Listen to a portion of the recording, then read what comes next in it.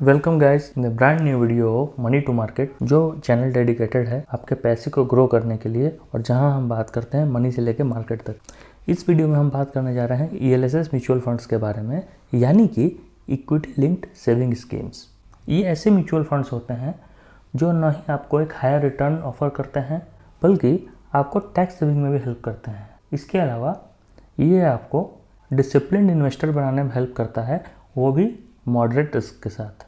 इस वीडियो में हम ELSS म्यूचुअल फंड को तो समझेंगे ही, साथ ही साथ मैं आपको 3 ऐसे अच्छे ELSS म्यूचुअल फंड इस वीडियो के एंड में बताऊंगा जो आपको ज़रूर कंसिडर करना चाहिए अगर आप ELSS में इन्वेस्ट करना चाहते हैं। तो सबसे पहले हम बात कर लेते हैं ELSS के उस फीचर के बारे में जिसके लिए ये जो स्कीम है सबसे ज़्यादा फेमस है, यानी कि टैक्स सेविंग। अगर आप ELSS स्कीम में अपना पैसा इन्वेस्ट करते हैं तो सीधा सीधा आपका जो टैक्सेबल इनकम है, यानी कि आपकी वो इनकम जिसके ऊपर टैक्स लगता है, उसमें सीधे सीधे आप 1.5 लाख रुपीस का रिडक्शन कर सकते हैं, वो भी इनकम टैक्स के 80C के अंडर में। यानी कि अगर आपका जो टैक्सेबल इनकम है वो 10 लाख रुपीस है, तो अगर आप इक्विटी लिंक्ड सेविंग स्कीम्स यानी ELSS में 1.5 लाख इन्वेस्ट करते हैं तो आपका जो टैक्सेबल इनकम है, अब ये इन दोनों के माइनस से जो अमाउंट होगा 8.5 लाख रुपीस। तो ये स्कीम सबसे ज़्यादा फेमस जो है इसी फीचर को लेकर के है। टैक्स सेविंग में ये काफ़ी यूजफुल होता है। नेक्स्ट बात कर लेते हैं कि equity linked saving schemes higher return offer करते हैं। इसके बारे में equity linked saving schemes normal mutual fund से बेहतर रिटर्न आपको ऑफर कर सकते हैं। ELSS अन्य बहुत सारे सेविंग स्कीम्स के कंपैरिजन में आपको ज़्यादा बेहतर रिटर्न ऑफर करके देते हैं। एक कंपैरिजन अगर हम करें, अगर आपने पैसा सेम समय के लिए PPF में रखा है तो वो आपको अप्रॉक्स 7% के आसपास का रिटर्न ऑफर करेगा। अगर आपने अपना पैसा टैक्स सेविंग FDs में लगाया हुआ है तो आपको फिर भी 7.1% का प्रेजेंट टाइम में रिटर्न ऑफर हो रहा है। अगर आप सेम पैसे को, अपने सेम अमाउंट को लाइफ इंश्योरेंस स्कीम्स में इन्वेस्ट करते हैं तो वो तो आपको इससे भी कम जो है रिटर्न ऑफर करते हैं, ऑलमोस्ट 6% का। हम जब इन प्रोडक्ट्स को डिस्कस कर रहे हैं तो आप इस चीज़ को जरूर ध्यान में रखें, इस समय महंगाई अप्रॉक्सीमेटली 6 से 7% हर साल बढ़ रही है, यानी कि हर साल आपका पैसा 6 से 7% अपना बाइंग पावर लूज कर रहा है। नेक्स्ट हम बात कर लेते हैं NPS की। NPS एक ऐसी स्कीम है जो कि एक अच्छा डिसेंट रिटर्न प्रेजेंट टाइम में दे रही है, लेकिन आपको इस बात का भी ध्यान रखना होगा कि ये एक बहुत लंबे समय का इन्वेस्टमेंट आपके लिए हो जाएगा। यदि हम ELSS म्यूचुअल फंड्स के बारे में बात करें तो ये जो म्यूचुअल फंड्स हैं ये एवरेज 15% से ज़्यादा का रिटर्न आपको ऑफर कर देते हैं।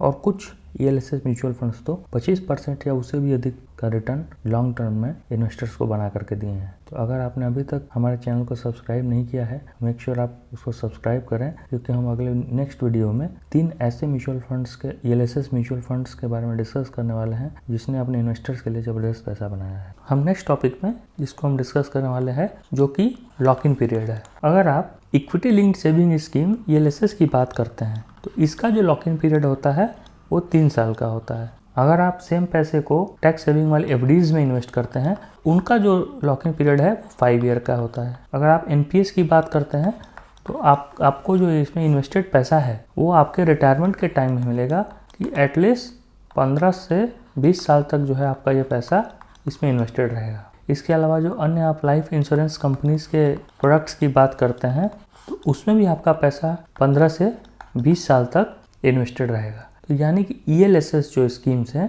वो सबसे कम समय 3 इयर्स का टाइम पीरियड लेती हैं आपके पैसे को एक डिसेंट रिटर्न जनरेट करने में। तो ये एक ऐसा पॉइंट है जिसकी वजह से ELSS स्कीम्स बहुत ज़्यादा पॉपुलर है। ये जो स्कीम है इन्वेस्टर को जो है डिसिप्लिन इन्वेस्टर बनाती है। इसके अलावा अगर हम रिस्क फैक्टर की बात करते हैं तो ये मॉडरेट रिस्क के साथ आते हैं। मॉडरेट रिस्क मैं क्यों बोल रहा हूँ, बिकॉज सबसे पहले तो एक टाइम फैक्टर है कि जैसे जितना ज़्यादा टाइम अगर आप इन म्यूचुअल फंड्स में देंगे तो आपके जो रिटर्न्स होंगे वो अपने आप बेहतर हो जाएंगे, क्योंकि जो वॉलेटिलिटी है उसको ये फैक्टर इन कर लेता है, बिकॉज आप लंबे समय के लिए इसमें इन्वेस्ट रहते हैं। दूसरा, इन जो म्यूचुअल फंड्स हैं उनके फंड मैनेजर्स के पास ये अपॉर्चुनिटी होती है कि वो पैसे को टाइम टू टाइम शिफ्ट कर सकते हैं, एक स्टॉक से दूसरे स्टॉक में या फिर एक तरीके के कंपनीज से दूसरे सेक्टर के कंपनीज में, बिकॉज कि उनको पता है कि ये जो पैसा है वो 3 साल के लिए उनके पास एटलीस्ट है मैनेज करने के लिए। Therefore due to churning of sectors या स्टॉक्स, ये जो म्यूचुअल फंड्स हैं वो एक मॉडरेट रिस्क के साथ आते हैं। तो इन सब फैक्टर्स को आपको ध्यान रखना चाहिए बिफोर चूजिंग योर ELSS। जो व्यक्ति इस वीडियो को यहाँ तक देख के आए हैं, मैं उनको यहाँ पे एक बोनस टिप दूंगा जिसको ज़्यादातर लोग नेगलेक्ट करते हैं।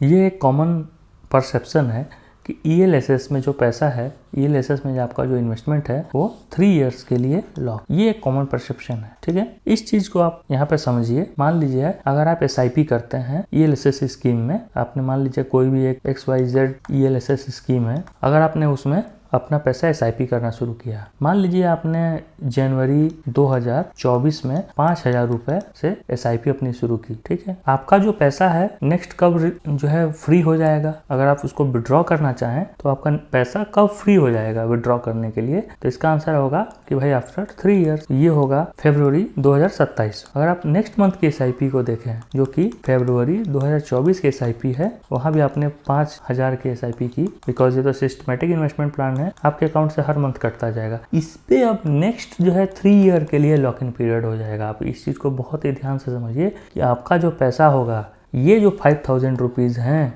वो आपको कब अवेलेबल होंगे विड्रॉ करने के लिए, वो होंगे मार्च 2027 में, ना कि फरवरी 2027 में। यानी कि आपका जो भी पैसा इन्वेस्टेड है, जब आपने उस पैसे को इन्वेस्ट किया है, वो उस दिन से 3 साल के लिए लॉक हो जाएगा। तो इवेंचुअली आप ये क्या ऑब्जर्व करेंगे कि अगर आपने सपोज कीजिए कि इस म्यूचुअल फंड में जो अपना पैसा है वो आप 3 साल के लिए अगर लगाए हैं, 3 इयर्स के लिए इन्वेस्ट किए हैं, तो आपका जो मनी है 6 इयर्स के लिए लॉक रहेगा।